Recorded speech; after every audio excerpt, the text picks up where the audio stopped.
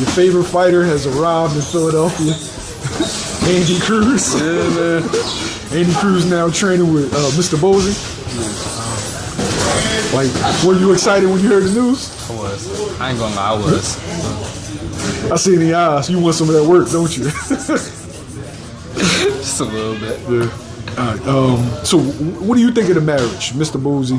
Like, you've seen his fighters, you've seen Cruz, Farah, Boots.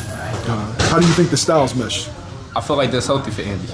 You know, if anybody goes and they watch these people boxing, they always train in units. If you watch Mr. Bozy, they train in units. They doing a lot of drills, like hand-to-hand drills. I feel like Andy Cruz might be able to relate to that. I feel like that's one of the reasons that he chose Mr. Bozy personally.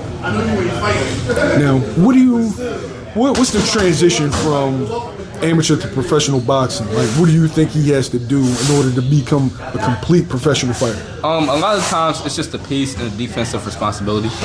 You know, like when you moving up to pro boxing, of course it's longer, it's less protected. So when you're going in there, you always want to have a better defense and you want to be able to slow down the pace so you don't gas out too early. Coming from 3-minute rounds or three-minute rounds, you know, because the fight is so high pace, it's high volume, that you don't really get no time to go on the inside and you don't never gotta do that because the fight just whole time. It's all high volume, just back and forth, back and forth, back and forth. But I feel like if you got good skill and you boxing at a high pedigree, you gotta have a good level of defense in general.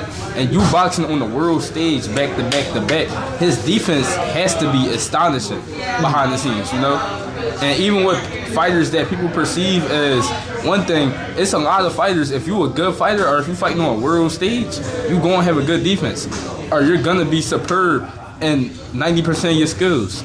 So I feel like it's really just slowing it down and just getting used to the pace in the American professional boxing. Okay, his first fight is a 10-rounder. 10. Yeah, so that's a big jump from 3 rounds to 10 rounds. It is. Who would be a perfect opponent?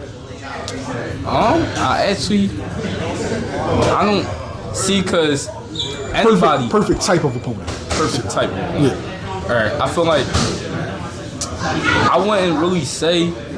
See, somebody that sits in the pocket too much,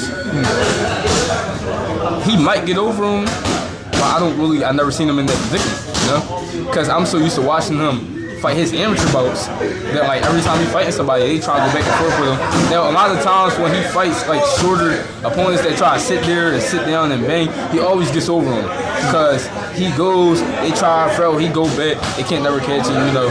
So, like, I can see him beating somebody like that on a little bit of an easier, you know? If somebody has a real good defense and knows how to box going forward, that's who he might have a little more trouble with. So I feel like somebody that wasn't really like press the fight too much, he'd do good with.